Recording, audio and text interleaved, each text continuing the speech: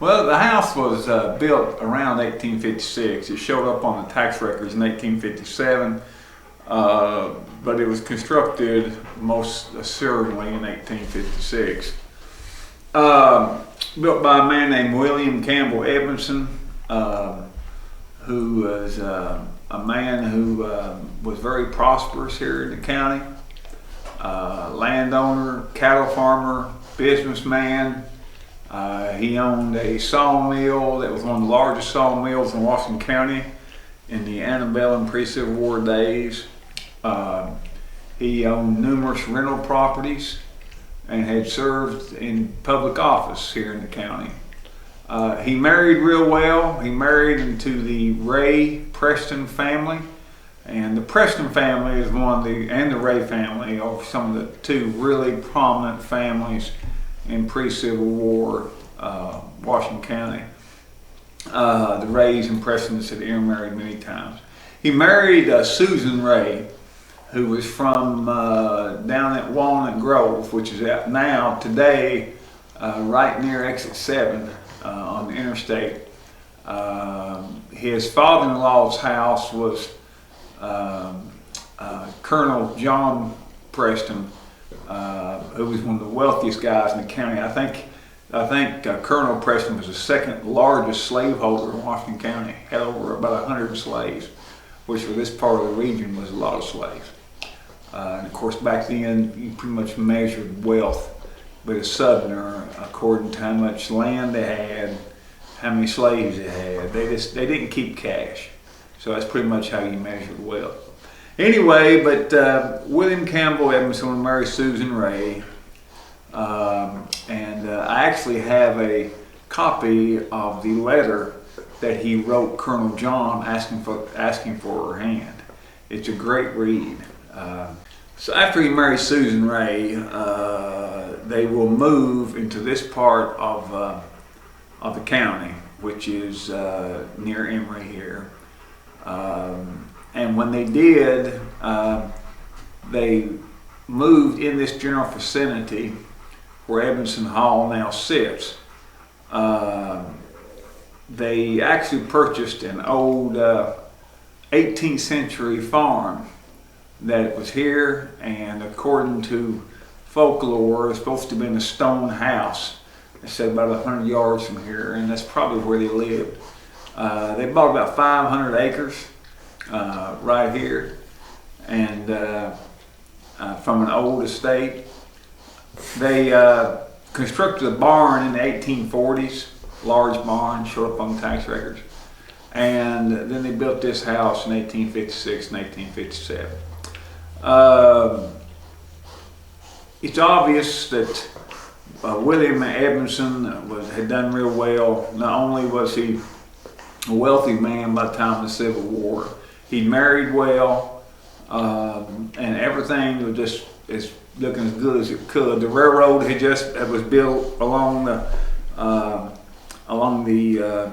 side of the house up here about 200 yards, which in those days was extremely important. That's like an interstate. In the days where before the railroad came through in 1856, so before then you really didn't have much access to trade.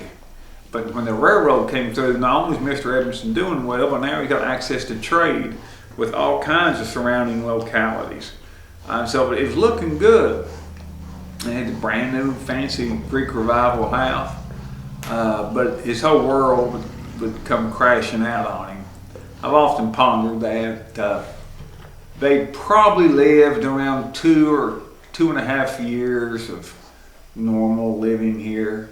But as you approach 1860, the country's politics become really strained, and with the election of Lincoln in late 1860, the Union basically ends up splitting apart as we approach 1861.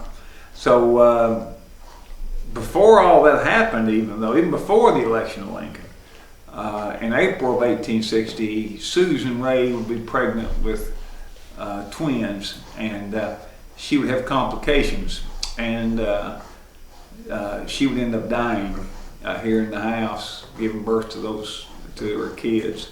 One, I think it was twins that she was pregnant with.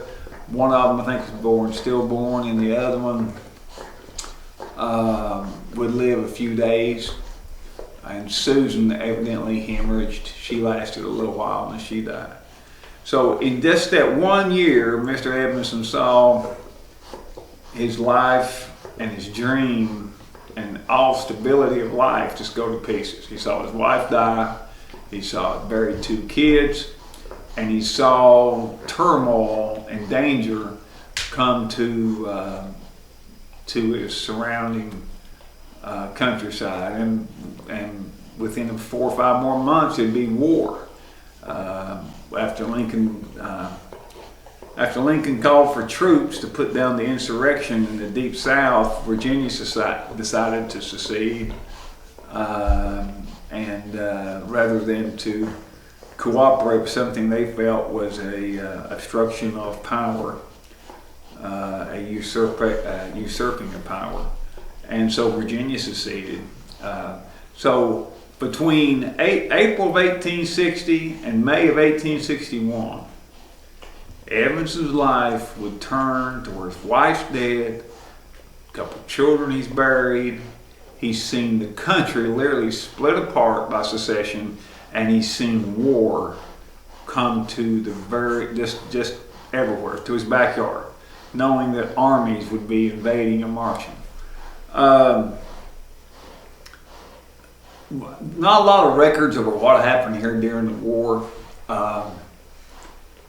We know that he remarried during the war. He remarried a cousin, Sarah Edmondson. I don't know what cousin it was, but that was very common then. We also know that that the Northern Army did come through here. They invaded this area twice. The first time it resulted in the Battle of Saltville in September of 1864, the Confederate victory. The Union soldiers probably didn't make it this way then, but then in October or November they came again from a different direction. The reason we know they came this way are 2 things. There was a letter that was in existence where Edmonson talks about he's worried about the Yankees coming.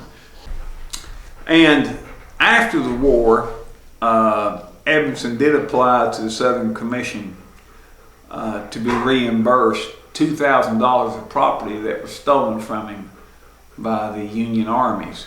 So, which was, by the way, that application was denied.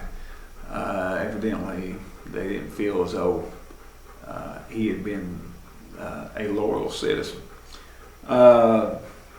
So we know that there's some untold stories here during the war, and we know that the Northern Army came through this property. Now they obviously didn't. People sometimes say, well, why didn't they destroy the house? And the fact is that Northern armies that came through this part of the country destroyed very little. When they went to Avenue, they destroyed some things that had military significance. One lone wolf individual burned the courthouse, but the army basically did not destroy the property. Now, I don't know about the personal property, but now compared to like in Georgia where they ransacked the houses and burned the houses, that didn't go on here. So no doubt Mr. Edmondson probably lost his chickens and his cows, and might have lost a finery or 2 inside. You never know. But pretty much everything was kept pretty unaltered. But we know that he lost $2,000 worth of property. And considering that this house was built for $2,500, that's still pretty significant amount of value. After the war, he's dead broke, like everybody in the South would be in. He tried to make some goals of making a living. He's still a very well-known, popular man. He still runs for county office. He becomes Justice of the Peace, and tries to make a go of it. Now, the days of making the money the way they made it are gone. Mr. Edmondson was a slaveholder before the war. He had about 14 slaves.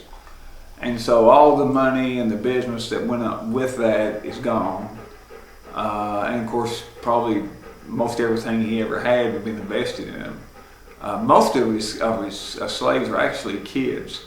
There were 2 slave cabins here on the property. Nancy King says that it's probably 2 different families, and one lived in one cabin, one in the other. Well, he can't make money being a farmer anymore, so he tries to go into retail, and he starts a store, a country store, about 100 yards from here, down near the railroad tracks.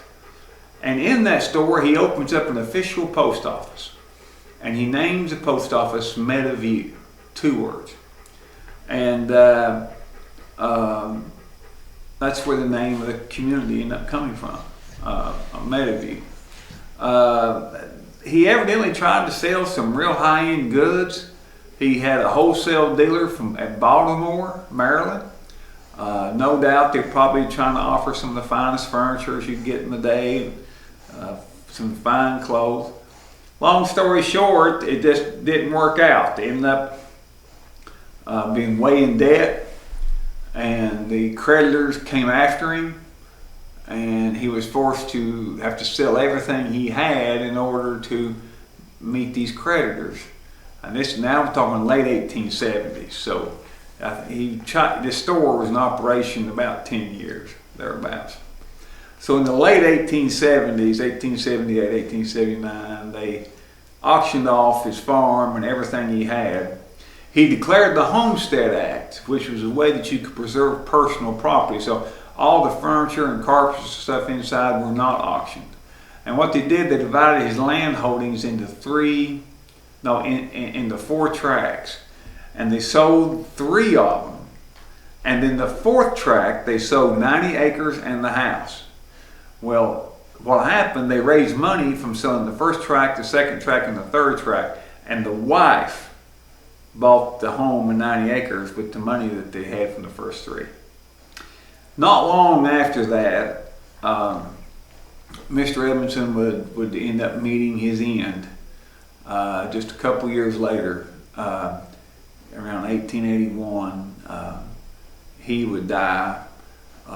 Well, I've never read anything official of what he died of. One of the telltale signs that he died from an infectious disease is the fact that one of his children here died the same week, and they're buried up at the old Glade Spring Presbyterian Church. So, but he would die. His widow would continue living here until in the 1890s, when she would finally leave the house, and the house would go through.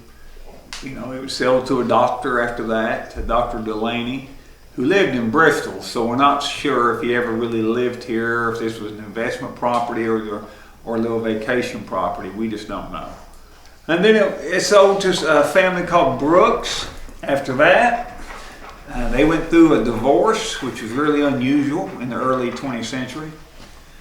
And then it's bought by the Gregory family. And the Gregory family would, in the early 1920s, 30s, something like that, they would be here, almost, the family would be here until I got here, just about. The Gregorys owned it first, and then later the Megasons got it after the Gregory died off. And the Megasons were related to the Gregorys. And then the Megasons had it, and then in the late 1980s, Miss Megason's husband died here, and a couple years later, she decided it was just too much house, and she sold it and I bought it. So the house has had 5 or 6 different owners.